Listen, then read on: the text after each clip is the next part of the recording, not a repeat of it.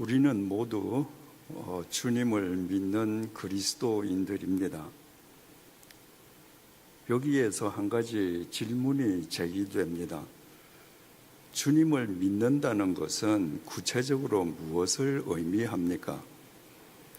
주일날 이처럼 예배당을 찾아와서 예배 드리고 각종 봉사를 하고 성경 공부 시간에 빠짐없이 참석하는 것이 주님을 믿는 증거입니까? 이런 것은 다른 종교인도 하지 않습니까? 불교인도 절을 찾아가서 부처님께 불경을 드리고 온갖 봉사를 다 하고 불경 공부에 열심을 냅니다.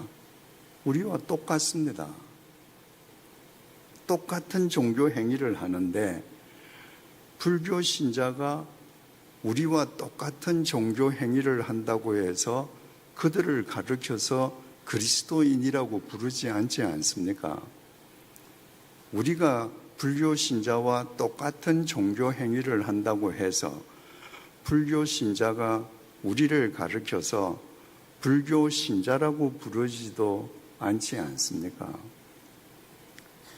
참된 믿음의 분기점은 말씀에 있습니다. 크리스찬과 불교 신자를 구별하는 분기점도 말씀에 있습니다. 불교 신자는 부처님의 가르침, 부처님의 말씀을 쫓아 사는 사람들입니다. 부처님의 가르침을 따라 봉사하는 사람들입니다. 부처님의 가르침을 공부하는 사람들입니다. 만약에 불교 신자를 자처하면서도 부처님의 가르침, 부처님의 말씀에는 아무런 관심이 없이 자기에게 절박한 상황이 생겼을 때에만 불상을 찾아가서 지성으로 두 손을 비비고 기도하는 사람이 있다면 그 사람은 불교 신자가 아니라 미신을 믿는 미신가에 지나지 않을 것입니다. 똑같은 논리로 크리스찬은, 기독교 신자는 주님의 말씀, 주님의 가르침을 쫓아 사는 사람들입니다. 봉사를 하는데 내 기분으로 하는 것이 아닙니다. 나의 오지랖으로 하는 것이 아닙니다. 주님의 가르침을 따라서 내가 희생하고 헌신하는 봉사를 하는 것입니다.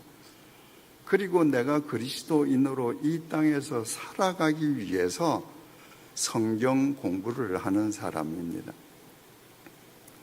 주님의 말씀을 쫓아 사는 데에는 아무런 관심도 없이 그저 주일이면 예배당에 찾아와서 습관적으로 예배드리고 봉사하고 자기 기분 내키는 대로 봉사 행위에 종사하고 성경 공부하고 말씀과는 등지고 살면서 종교 행위에만 열심히다가 급박한 일을 당했을 때 예배당에 나와서 무릎을 꿇고 눈물을 흘리면서 주님께 기도하는 사람이 있다면 그 사람 역시도 미신을 쫓는 미신가에 지나지 않을 것입니다. 또 한 가지 질문을 제기하겠습니다. 내가 평생 예수를 믿었는데, 내가 평생 교회를 다녔는데 왜 내 삶이 변화되지 않습니까? 왜 내가 새로워지지 않습니까? 내가 예배드리고 봉사하고 성경 공부에 참석하는 종교 행위만 할 뿐 예수님의 말씀대로 살지 않기 때문입니다. 오늘날 대한민국에서, 아니 해외에 있는 한인교회를 다 포함해서 왜 싸우지 않는 교회가 드뭅니까?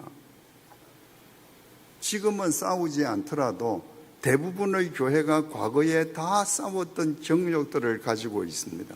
왜 그렇습니까? 그 교회를 이룬 교인들이 예배당에서 종교 행위만 할 뿐 주님의 말씀대로 살지 않기 때문입니다.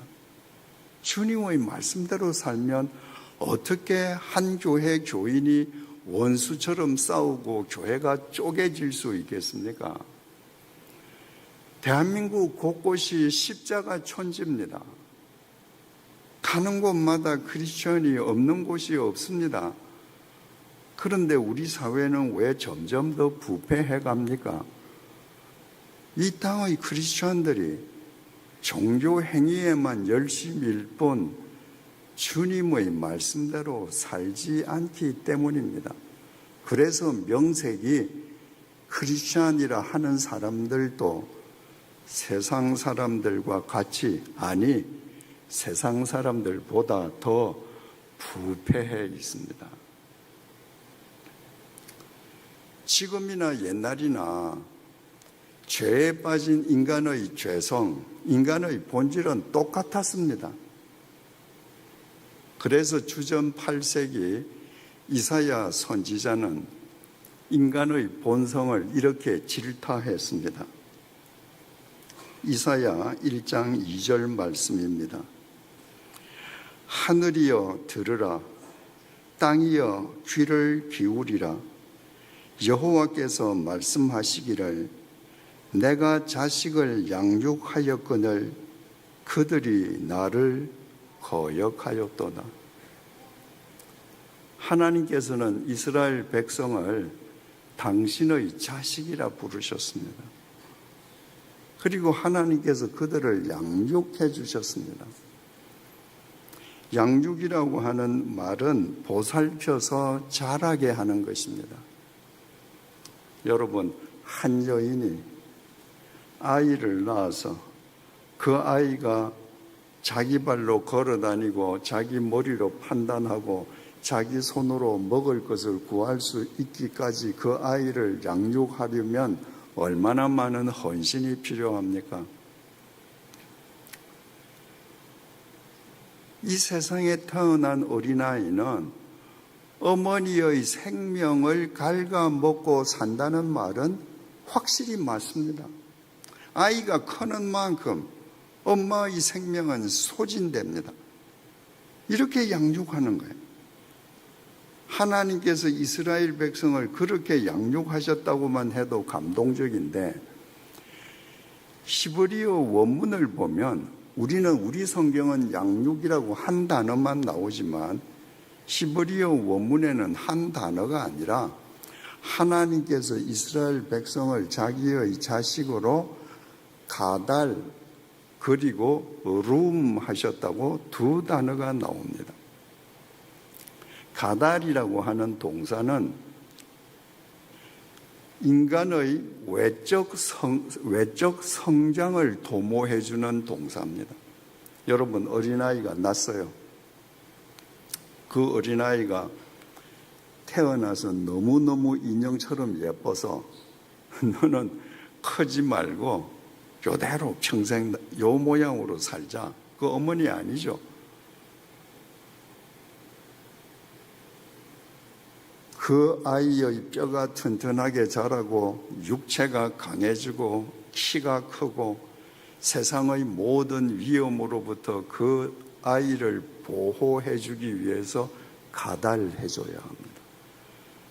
두 번째 룸이라고 하는 동사는 내적 성장을 꾀해 주는 것을 의미합니다. 만약에 누구든지 자식을 낳아서 육체만 건강하게 자라도록 한다. 이거는 자기 자식을 언젠가는 썩어 문드러질 고기 덩어리로 만드는 겁니다. 외적으로만 성장하면 안 됩니다. 사람은 내적으로 성장해야 합니다. 맑은 정신, 밝은 영혼, 바른 가치관, 옳은 도덕관, 지혜, 용기, 인내심, 그 모든 것이 생활화하게끔 가르치고 본이 되어야 합니다. 하나님께서 그렇게 하셨다는 거예요.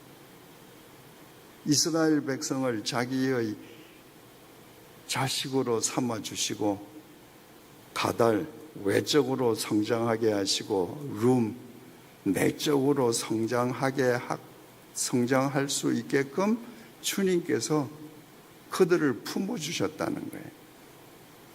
여러분, 세상에 많은 민족이 있는데 하나님께서 이스라엘 백성을 당신의 자녀로 삼으시고 그렇게 가달하시고 루움하셨다면 얼핏 생각에 이스라엘 백성은 하나님께서 당신의 자녀로 삼으시고 그렇게 지극정성으로 외적, 내적 성장을 꾀하도록 이끌어 주실 만큼 이스라엘 백성들이 멋졌겠구나. 천만의 말씀입니다. 신명기 7장 7절입니다. 여호와께서 너희를 기뻐하시고 너희를 택하심은 너희가 다른 민족보다 수효가 많기 때문이 아니니라. 너희는 오히려 모든 민족 중에 가장 적으니라. 여러분, 이스라엘 민족은 이 세상 모든 민족 중에 가장 강하고 수효가 가장 많은 매혹적인 민족이 아니었습니다. 이 세상 모든 민족 중에서 가장 수효가 작고 보잘것없는 미약한 민족이었습니다. 하나님의 자녀가 그들 스스로 될 만한 자격이 전혀 없었습니다. 그럼에도 불구하고 하나님께서 오직 당신의 사랑으로 그들을 자녀로 품어주시고 가달해 주시고 룸해 주셨습니다. 또 하나님께서는 에스겔서를 통해서 이렇게도 말씀하셨습니다. 에스겔서 16장 4절에서 7절 상반절입니다. 내가 난 것을 말하건대 내가 날 때에 내 배꼽줄을 자르지 아니하였고 너를 물로 씻어 정결하게 하지 아니하였고 내게 소금을 뿌리지 아니하였고 너를 강보로 싸지도 아니하였나니 아무도 너를 돌보아 이 중에 한 가지라도 내게 행하여 너를 불쌍히 여긴 자가 없었으므로 내가 나던 날에 내 몸이 천하게 여겨져 내가 들에 버려졌느니라. 내가 내 곁으로 지나갈 때에 내가 피투성이가 되어 발짓하는 것을 보고 내게 이르기를 너는 피투성이라도 살아있으라. 다시 이르기를 너는 피투성이라도 살아있으라 하고 내가 너를 들의 풀같이 많게 하였느니라. 하나님께서는 이스라엘 백성을 죄 중에 빠져서 죄 가운데 허우적거리는 그 이스라엘 백성을 태어나자마자 버려진 피투성이 신생아에 비유하셨습니다. 여러분, 길을 가다가 누구가 버린 피투성이 신생아가 있으면 대부분 그냥 지나가던가 아니면 요즘처럼 복지가 잘 되어 있을 때는 복지기관에 전화하고 복지사가 오는 걸 보고 자기는 갈 겁니다. 그 피투성이를 모든 사람이 탯줄도 끊어주지 않고 소금도 뿌려주지 않고 그냥 피투성이를 버렸는데 하나님께서는 그 피투성이를 품으셔서 가달해 주시고 룸해 주셔서 들의 풀처럼 많게 해 주셨다. 여러분, 땅과 벗하면서 사시는 분들은 들의 풀처럼 많게 해주셨다. 그 표현을 아실 거예요. 풀 무섭게 번식합니다. 그 오죽하면 비 오는 날 오늘 풀을 깎았는데 풀을 깎으면서 돌아보면 뒤에 또 난다 그러잖아요. 풀은 이렇게 번식합니다. 하나님께서 그 피투성이를 이렇게 번식할 수 있도록 가달하시고 룸해 주셨습니다. 그렇다면 여러분, 상식적으로 이 세상에서 가장 보잘것없는 민족, 피투성이로 내버린 그 민족을 하나님께서 그처럼 품어주셨다면 그 사람들은 하나님의 말씀에 순종하면서 살아야 되지 않겠습니까? 하나님의 말씀대로 살아야 되지 않겠습니까? 이사야 1장 2절을 다시 보시겠습니다. 하늘이여 들으라, 땅이여 귀를 기울이라. 여호와께서 말씀하시기를 내가 자식을 양육하였거늘 그들이 나를 거역하였도다. 그 보잘것없었던 민족이, 그 피투성이로 벌어졌던 그 민족이 하나님께서 들의 풀처럼 많게 해주시고 나니까 하나님을 거역했습니다. 우리말 거역하다라고 번역된 히브리어 동사 파샤는 반항하다, 반란을 일으키다.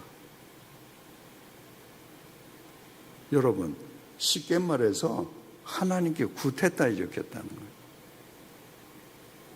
인간이 하나님께 구태타를 일으킨다면 어떻게 구태타를 일으킵니까? 탱크를 동원하고 미사일을 동원하고 하늘의 제트기를 동원해서 하나님께 구태타를 일으킵니까? 아닙니다. 하나님에 대한 구태타는 하나님의 말씀을 거역하는 겁니다. 하나님의 말씀을 거역하는 것 자체가 하나님 그 존재에 대한 반란입니다. 왜? 하나님이 말씀으로 세상을 창조하시고 하나님은 말씀이시거든요. 그러니까 하나님의 말씀에 거역하고 하나님의 말씀에 반항하는 것, 하나님의 말씀에 반란을 일으키는 것, 그게 곧 하나님을 짓밟는 겁니다. 누가? 하나님으로부터 구원받은 이스라엘 백성이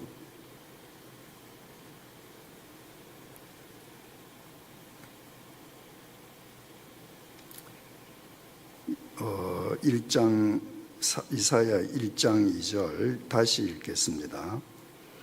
하늘이여 들으라, 땅이여 귀를 기울이라. 여호와께서 말씀하시기를 내가 자식을 양육하였거늘 그들이 나를 거역하였도다.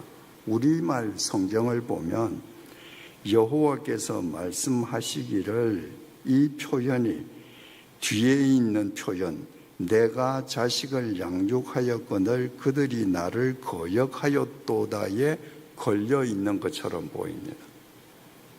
히브리 원문에는 그렇게 되어 있지 않습니다. 히브리 원문을 그대로 한글로 번역을 해보겠습니다. 하늘이여 들으라, 땅이여 귀를 기울이라. 왜냐하면 여호와께서 말씀하시기 때문이다. 지금 여호와께서 말씀하시기 때문이에요. 그 여호와께서 말씀하시기 때문이라는 그 표현 앞에는 하늘이요 땅이요, 뒤에는 하나님께서 자식으로 거두어 주었지만 하나님을 거역한 인간 대비해서 보여줍니다. 여러분, 하늘과 땅 하나님께서 당신의 말씀으로 창조하셨습니다. 하늘과 땅은 한 번도 하나님의 말씀을 거역하지 않습니다. 창조 이래로, 태초 이래로 지금도 하늘과 땅은 하나님의 말씀의 법칙을 그대로 지킵니다. 여러분, 만약에 하늘에 떠 있는 태양이 하나님의 말씀을 거역하고 한 1년 동안 아침에 떠오르지 않는다. 어떻게 될까요?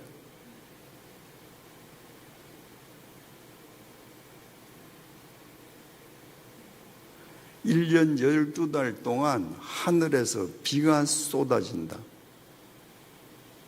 노아의 홍수는 단 40일 동안. 여러분 이번에 저 남부 지방에서 비 온 거 보셔요.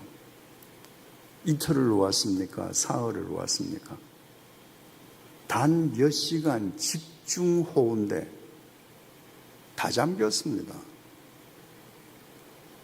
그러니까 노아의 그 홍수 때에 40일 밤낮으로 비가 오면 엄청나죠. 그런데 여러분, 1년 365일 동안 이 자연계가 하나님의 말씀을 버리고 계속 비가 온다면 어떻게 될까요?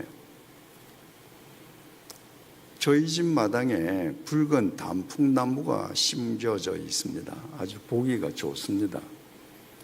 3년 전인가 원주도 그랬는지 모르겠습니다만은 제가 살고 있는 그 경상도 지역은 53일 동안 비가 연속적으로 왔습니다. 기상대 창설 이래 그 지역에서 53일 동안 비가 온 건 처음이었습니다. 53일 동안 비가 오고 나니까요, 붉은 단풍나무가 초록색으로 바뀌었습니다.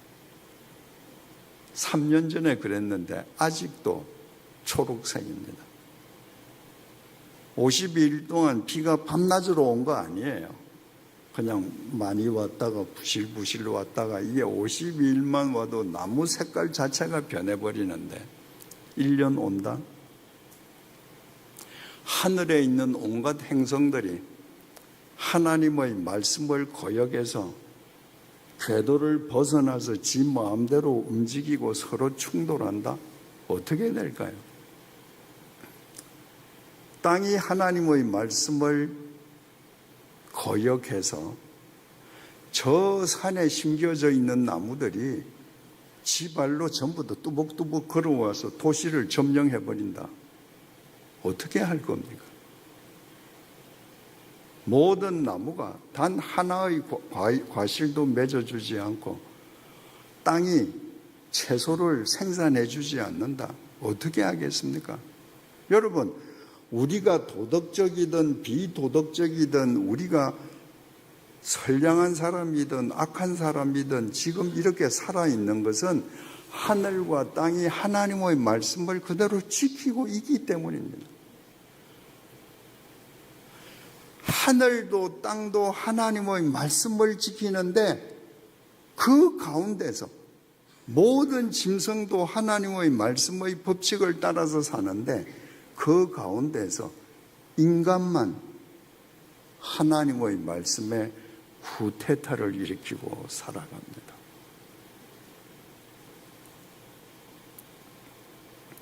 이사야 1장 3절입니다. 소는 그 인자를 알고 나귀는 그 주인의 구유를 알건만은. 여러분, 소가 어떻게 자기 인자를 아나요? 나귀가 많은 구유가 있는데 어떻게 자기 주인이 자기에게 밥 주는 구유를 어떻게 아나요? 주인의 음성으로 압니다. 주인의 발자국 소리로 압니다. 주인의 말로 압니다.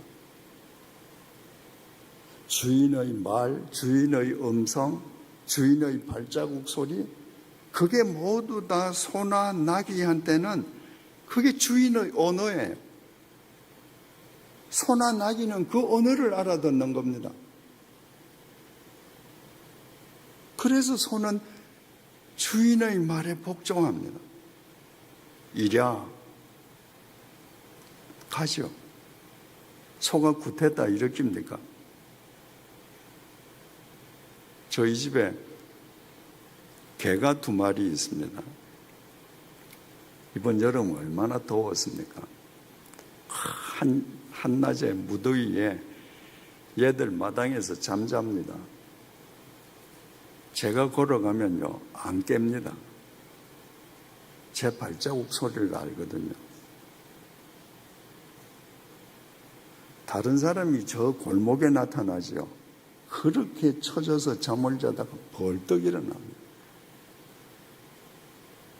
우리 집으로 들어가는 골목으로 우리 부부 차가 들어가면 개들이 안 짖습니다. 환영합니다. 다른 사람 차가 들어오면 벌떡 일어나서 짖습니다. 그들도 주인의 음성과 주인의 말과 주인의 발자국 소리와 심지어 주인의 자동차 소리도 압니다.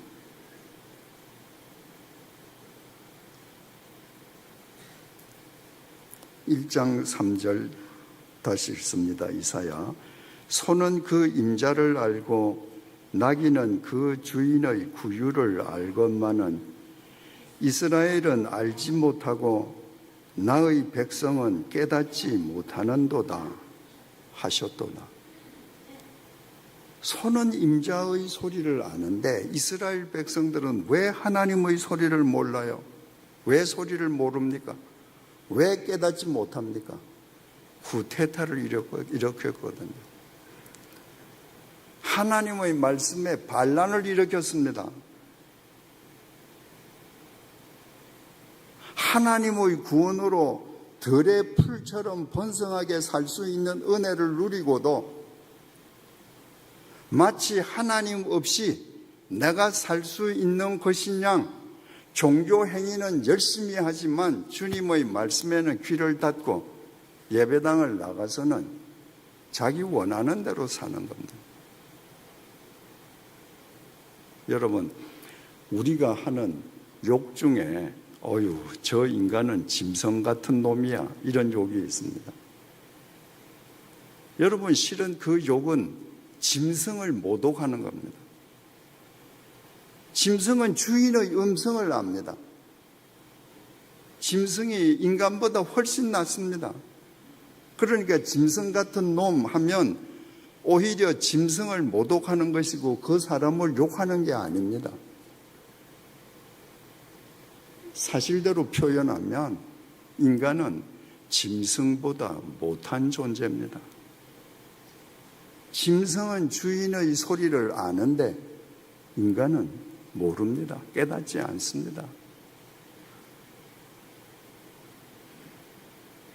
왜 한국 교회가 서로 다투는가? 그 교회를 이루고 있는 사람들이 짐승보다 못한 존재로 살고 있기 때문이에요. 하나님의 말씀대로 사는 사람이라면 있을 수 없는 일들이 벌어지고 있는 겁니다. 왜 그렇게 예수 믿는다는 사람들은 많은데 이 세상은 점점 더 악해져 가는가? 이 땅의 크리스찬들이 짐승은 그 임자의 소리를 아는데도 하나님의 목소리에는 귀를 막고 살고 있기 때문입니다. 누가? 제가요. 누가? 여러분이요. 우리가 멀쩡하게 보이지만 하나님 보시기에는 주인의 음성을 아는 짐승보다 못한 존재로 살고 있기 때문에 이 세상이 이렇게 악해져 가는 겁니다.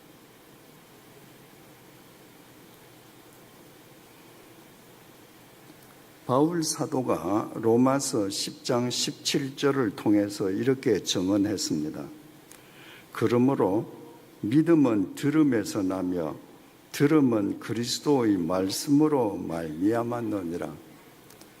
이 구절만 딱 떼놓고 보면 그저 믿음이라고 하는 것은 그리스도의 말씀만 많이 들으면 되는 거구나, 또 실제로 그렇게 설교하고 성경 공부하시는 분들이 있습니다. 그런데 이 앞구절을 보면 전혀 그런 의미가 아니라는 걸 알게 됩니다. 로마서 10장 16절입니다. 그러나 그들이 다 복음을 순종하지 아니하였도다. 인간들이 복음을 쫓아 살지 않았다는 거예요.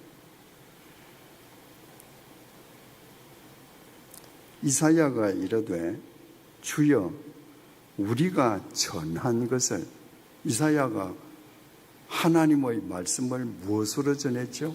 입으로 전했습니다. 말로 전했습니다. 그 말 이스라엘 백성들이 귀로는 다 들었습니다. 귀로 안 들은 사람이 없습니다. 그런데 그 전한 말을 누가 믿었나이까? 여기에서 믿음은 앞에 나오는 순종과 동의입니다. 이스라엘 백성들이 귀로는 하나님의 말씀을 다 들었는데 몸으로 순종하지 않는 겁니다. 그렇다면 17절 로마서 10장 17절의 의미를 분명하게 알 수 있습니다. 그러므로 믿음은 들음에서 나며 들음은 그리스도의 말씀으로 말미암았느니라. 여기에서 들음이 청력을 의미하는 게 아니라는 걸 알게 됩니다.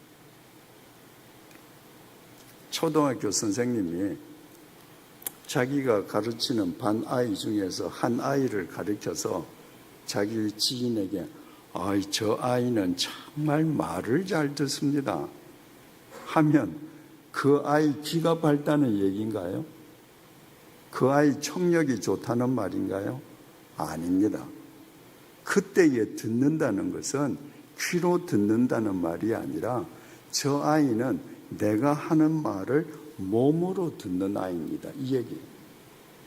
지금 로마서 10장 17절이 그러므로 믿음은 들음에서 나며 들음은 그리스도의 말씀으로 말미암느니라.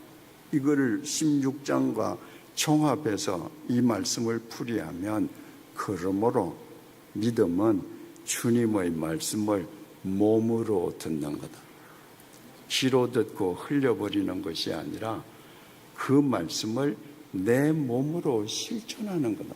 여러분 주위에 가만히 보세요. 누가 주님의 말씀대로 삽니까? 주님의 말씀대로 단 한 번이라도 살아본 사람이 주님의 말씀대로 삽니다. 내가 손해를 봐도, 내가 세상 사람으로부터 오해를 받아도, 내가 주님의 말씀으로 몸으로 들으면, 몸으로 한 번이라도 듣고 쫓으면 위로부터 오는 은혜가 얼마나 큰지 경험한 사람이 또 말씀을 몸으로 듣습니다. 평생을 말씀을 귀로만 듣는 사람은 절대로 평생 몸으로 듣지 못합니다. 오늘 지금 여러분들은 이 예배당에서 저와 함께 있습니다. 제가 전하는 말씀을 여러분들 다 귀로 지금 듣고 있습니다. 많은 분들은 예배가 끝남과 동시에 귀로 들은 거 이쪽 귀로 다 흘려버릴 거예요. 귀로만 들었거든요. 그런데 만약에 한 사람이라도 오늘 말씀을 몸으로 듣고 예배당 밖에 나가서 이 말씀을 삶으로 실천하면서 살아간다면 그 사람을 통해서 하나님의 역사가 일어납니다. 나사렛 동네에 마리아라고 하는 처녀가 살았습니다. 나사렛 동네는 찾아가 보시면 산간지방 달동네입니다. 갈릴리 지방은 다 갈릴리 바다를 중심으로 사람들이 고기 잡고 살거든요.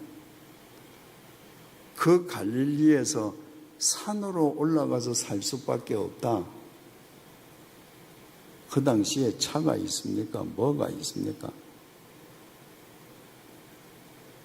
그로 올라가서 산에서 산다는 건 이 아랫동네에서 어울리지 못하는 어쩔 수 없이 그 높은 곳을 찾은 가난한 사람들 중에 가난한 사람입니다. 성화에 마리아를 아름답고 거룩하게 그리고 입은 옷이 배고까지 하얗게 입은 거, 그거 다 화가들이 지어낸 겁니다.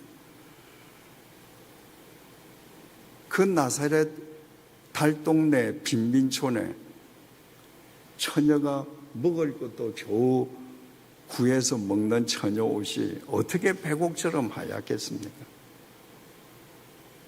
그 처녀에게는 정혼한 남자가 있었습니다. 요셉이라고. 약혼했고 곧 결혼할 사이입니다. 그런데 어느 날 그 마리아에게 천사가 나타났습니다.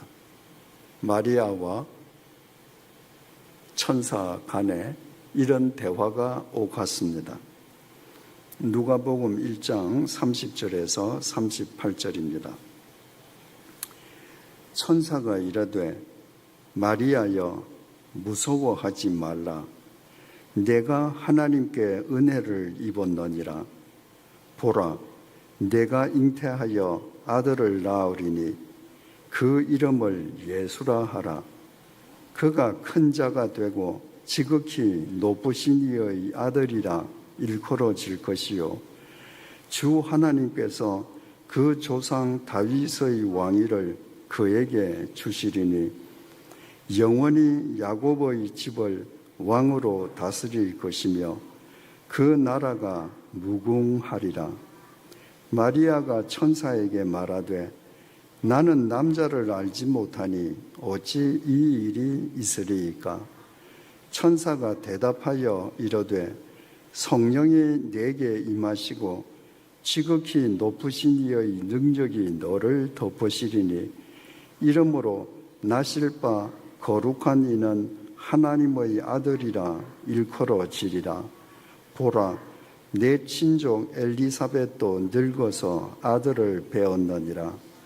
본래 임신하지 못한다고 알려지니가 이미 6달이 되었나니 대저 하나님의 모든 말씀은 능하지 못하심이 없느니라. 마리아가 이르되 주의 여종이오니 말씀대로 내게 이루어지이다 하매 천사가 떠나가니라. 천사가 어마어마한 얘기를 했습니다. 네가 하나님 성령의 능력으로 아이를 잉태할 텐데 그 아이는 하나님의 아들이다. 아니 나는 남자하고 자본 적이 없는데 내가 어떻게 아이를 낳을 수 있단 말입니까?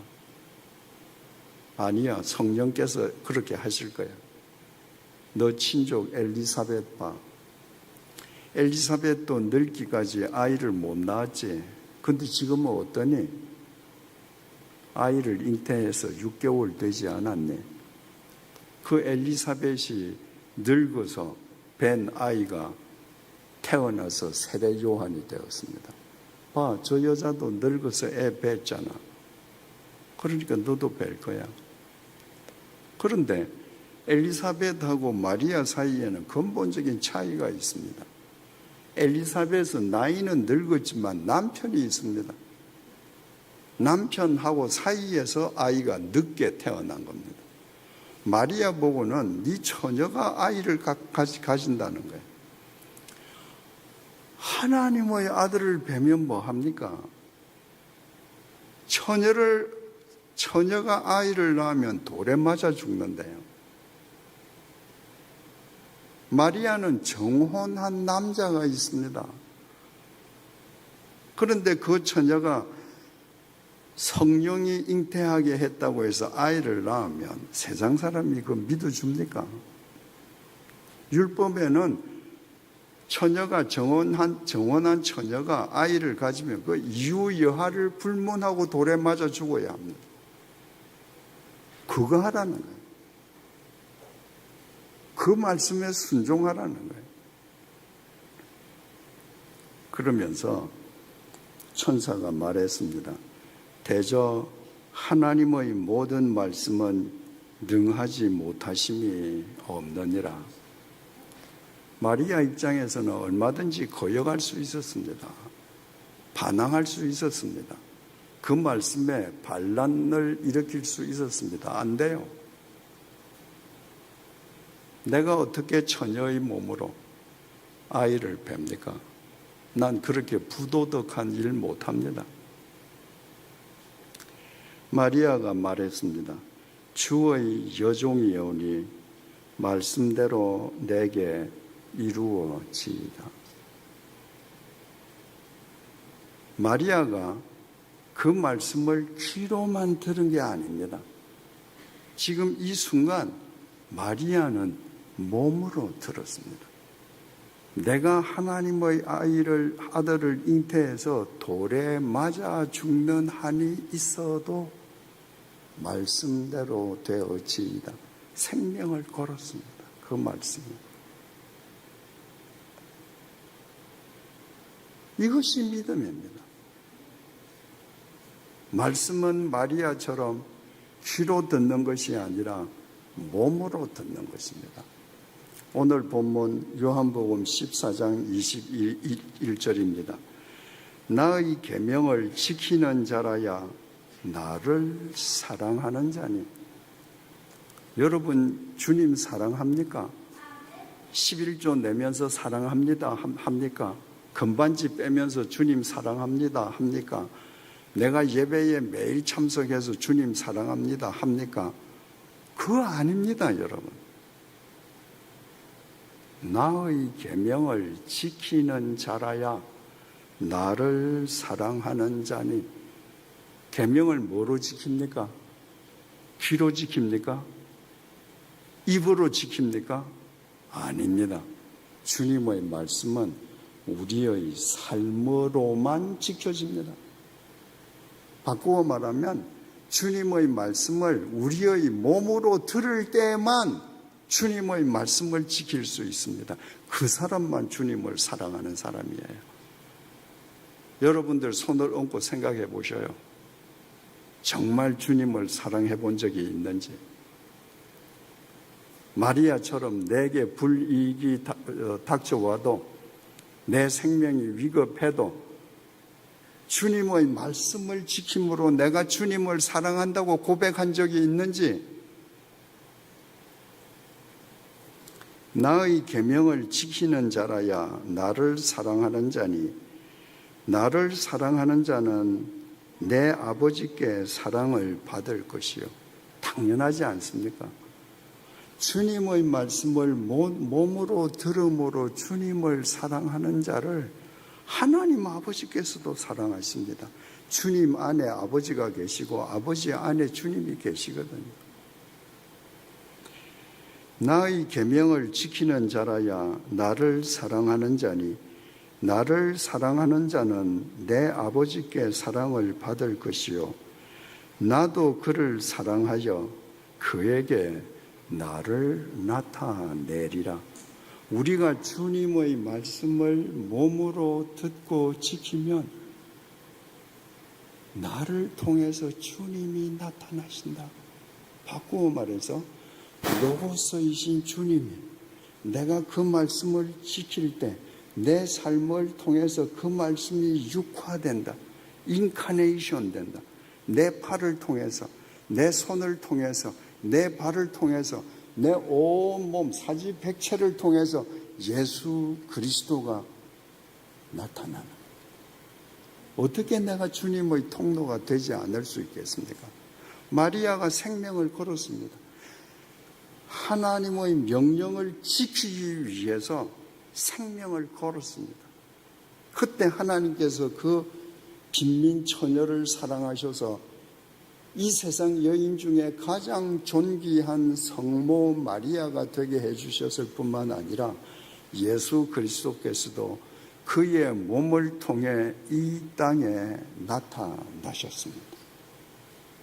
말씀을 지킨다는 건 이런 거예요. 마리아만 지켜서 이렇게 되는가? 아닙니다. 우리도 누구든지 주님의 말씀을 지키는 자를, 내 몸으로 주님의 말씀을 듣는 자를 하나님께서 사랑하시고 주님께서 그를 들어 당신의 통로로 삼아 당신의 섭리를 이 시대 역사 속에 이루시는 것입니다. 이 교회의 이성우 장로님은 1988년부터 98년까지 10년 동안 저와 함께 서울에 있는 주님의 교회를 섬겼습니다. 그 시절에 그분의 경험담을 기록한 그분의 간증문을 제가 읽어드리겠습니다. 그분이 직접 읽는 것이 원칙이지만 그분이 연세가 많으시고 또 억양이 경상도 억양이어서 힘들겠다고 해서 제가 대신 읽어드리겠습니다. 그분하고 저하고 같이 신앙생활을 했기 때문에 그분의 글 속에 제 이름이 몇 번 거명되는 것을 이해해 주시고 들어주시기 바랍니다. 80년 인생을 살아오는 동안에 50대 중반이 가장 열정적으로 사업에 매진했던 시기였습니다. 당시 조선소에 사용되는 장비 개발을 위해 캐나다 퀘벡으로 출장을 갔습니다. 일을 마치고 귀국길에 갑자기 미국 버지니아 리치몬드에 있는 고교 동창생이 보고 싶어 그곳을 잠시 방문했습니다. 공항까지 마중 나온 친구와 이런저런 이야기를 나누며 그의 집에 도착했습니다. 놀랍게도 친구의 온 가족들이 집안 대청소를 하고 있었습니다. 그날 저녁 친구 집에서 약 80여 명의 교인이 모여 중요한 회의를 할 예정이기 때문이라고 했습니다. 사연인즉 친구가 다니는 교회가 8여 년 전 원로 목사가 후임 목사를 청빙한 이후부터 분쟁이 일어나 원로 목사 편과 후임 목사 편으로 나뉘어진 교인들은 주일 예배를 따로 드리면서 서로 상대방에게 예배당을 나가라고 격렬하게 다투고 있었습니다. 그 와중에 고소 고발이 난무했습니다. 제 친구는 후임 목사님 편이었습니다. 그래서 같은 편 약 80명을 그날 저녁 자기 집으로 초청하여 저녁 식사를 하며 주일인 이튿날 반대편을 확실하게 몰아내기 위한 단합대회를 가질 예정이라고 했습니다. 저와 중마지우인 친구가 제게 음식 장만을 부탁해서 저는 육개장 80여인 분을 만들어 친구와 같은 교인들을 대접하였고 저녁 식사 후에 그분들의 단합대회가 시작되었습니다. 갑론을박이 이어가던 중 한 집사님이 저를 가리키며 저분은 누구신데 이렇게 많은 양의 육개장을 끓여 주셨느냐고 제 친구에게 묻자 제 친구가 서울 주님의 교회 이성우 집사라고 저를 소개해 주었습니다. 그 자리에 계신 분들은 주님의 교회에 대해 이미 잘 알고 있었습니다. 담임 목사가 이재철 목사님 아닌가요? 라는 그분들의 질문에 저는 맞다고 대답했습니다. 당시 주님의 교회는 많은 교회들이 닮고 싶어하는 롤 모델이었습니다. 또 이재철 목사님의 책들은 해외에서도 많은 교인들에게 영적 도움을 주고 있었습니다. 그 자리에 계신 분들 대부분도 이재철 목사님의 책들을 읽었다며 이재철 목사님과 함께 신앙생활하는 저를 부러워했습니다. 그분들 중 한 분이 제게 주님의 교회를 다니시는 집사님이라면 이 상황에서 어떻게 하시겠습니까? 하고 제게 물으셨습니다. 저는 주일마다 이재철 목사님의 설교를 통해 들었던 예수님의 말씀을 생각하면서 이렇게 대답해 드렸습니다. 예수님께서 왼 뺨을 치거든 오른뺨도 주고 겉옷을 달라 하면 속옷까지 내어주며 어뜸이 되려면 모두의 종이 되라고 말씀하시지 않았습니까? 여러분이 진정한 그리스도인이라면 자기 입장만 내세우지 말고 지금까지 집착해온 자기 아집과 기득권을 응당 먼저 포기해야 하지 않겠습니까? 그래서 이번 기회를 여러분께서 하나님의 말씀과 사랑을 몸소 실천하는 기회로 삼으셔야 하지 않겠습니까? 만약 그렇게 하신다면 살아계신 하나님께서 한치의 오차도 없이 여러분을 책임져 주시지 않겠습니까? 이렇게 짧게 대답한 저는 먼저 방에 들어가 일찍 잠자리에 들었습니다. 그분들의 단합대회는 자정이 넘도록 끝나지 않았습니다. 주일인 이튿날 주일 예배를 드리기 위해 친구와 함께 친구가 다니는 교회에 갔습니다. 놀랍게도 어제 친구 집에서 상대편을 오늘 내쫓기 위해 단합대회를 했던 후임 목사편 교인들이 밤새 준비한 큰 시루떡을 들고 와서는 원로 목사편 교인들에게 그동안 우리가 미안했다며 여러분이 원하는 대로 오늘부로 우리가 예배당을 나가겠다고 말했습니다. 그러자 어젯밤까지 서로 상대방을 내쫓기 위해 혈안이었던 양편 교인들이 하룻밤 사이에 회개와 사과의 눈물을 흘리며 서로 손을 맞잡고 비록 헤어지더라도 더욱 신앙생활을 잘 하자며 화해하는 것이었습니다.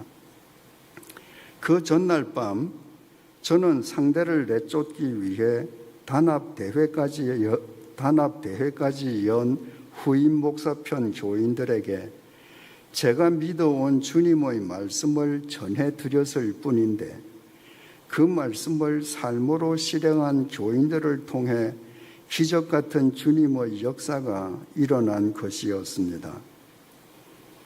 눈물로 마지막 작별 인사를 나누며 예배당을 나온 후임 목사편 교인들은 당장 예배 처소가 없으므로 근처 공원에서 조용히 기도와 찬양으로 주일 예배를 드리면서 모두 하나님의 은혜를 깊이 체험하고 감사했습니다. 바로 이튿날 버지니아에서 발행하는 지역 신문에 신축된 지 2, 3년 된 예배당을 저렴하게 매각한다는 광고가 게재되었습니다. 현장을 답사해 보니 지금까지 사용해온 예배당보다 훨씬 크고 교회 생활하기에 편리한 시설들이 아주 잘 갖추어져 있는 예배당이었습니다.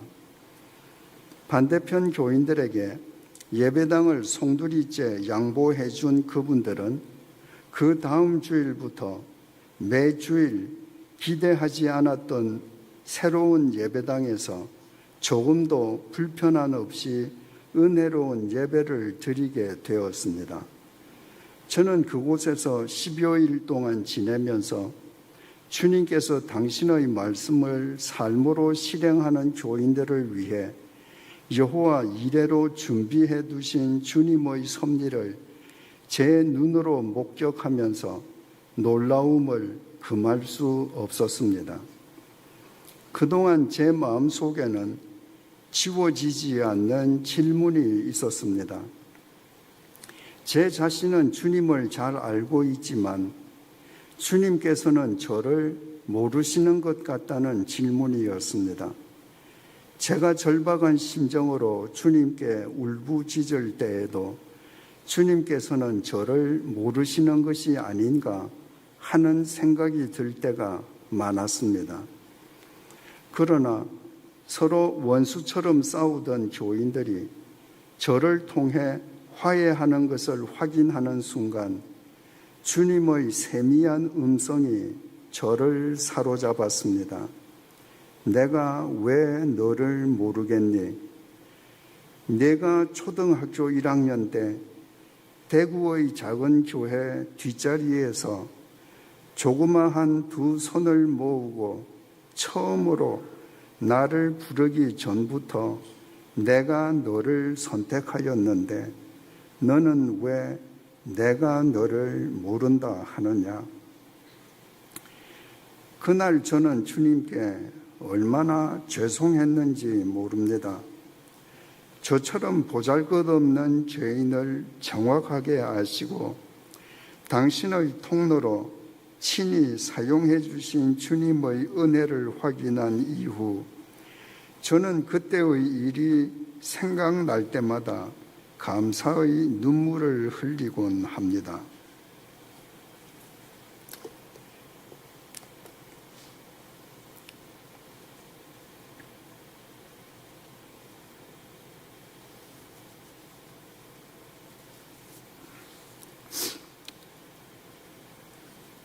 요한복음 14장 21절입니다. 나의 계명을 지키는 자라야 나를 사랑하는 자니 나를 사랑하는 자는 내 아버지께 사랑을 받을 것이요 나도 그를 사랑하여 그에게 나를 나타내리라.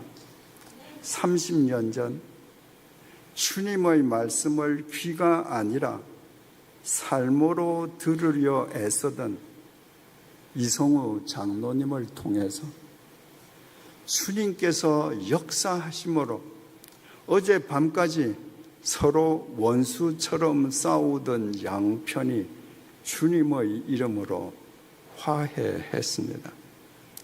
그리고 이성우 집사님에게 네가 초등학교 1학년 때 대구의 조그만 교회에서 작은 손을 모으고 기도하기 전부터 내가 너를 선택하고 알았는데 넌 왜 나더러 너를 모른다 하느냐 하시며 당신을 그 아들에게 나타내어 주셨습니다. 사랑하는 교우 여러분, 우리는 어떻습니까? 이제껏 말씀을 삶으로 지키고 말씀을 온 몸으로 들어보신 적이 있습니까? 우리가 이왕 예수 믿으려면 진짜 예수쟁이가 되어야 되지 않겠습니까? 귀로 듣고 흘려버리는 하나님의 말씀을 거역하는 구태타는 이제 멈추십시다. 오늘 이 순간부터 하나님의 말씀을 온 몸으로 듣고 하나님의 통로가 되십시다.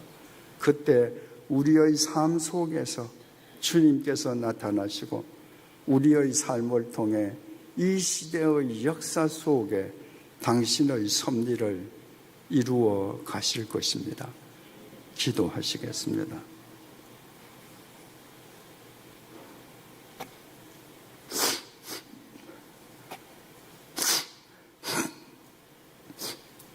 하나님 아버지, 하나님께서는 보잘것없는 나를 오직 주님의 사랑으로 선택해 주시고 죄 가운데 피투성이로 버려진 나를 십자가의 은혜로 구원해 주셨습니다.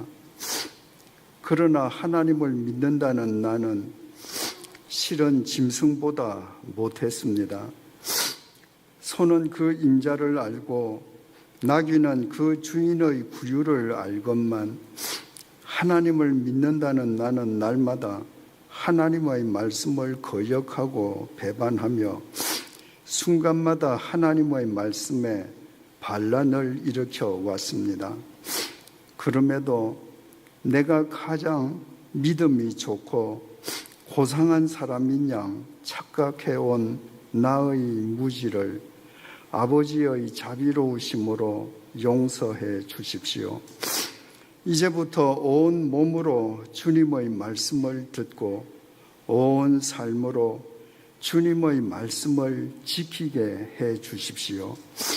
그리하여 하나님께서 나를 사랑하심을 나의 온 몸으로 확인하게 해 주시고 나의 삶이 주님을 이 땅에 드높이는 주님의 통로로 승화되게 해 주십시오. 그와 같은 우리의 삶을 통해 이 땅에 화해와 사랑과 회개의 새 역사가 일어나게 해 주십시오. 예수님의 이름으로 기도드립니다. 아멘.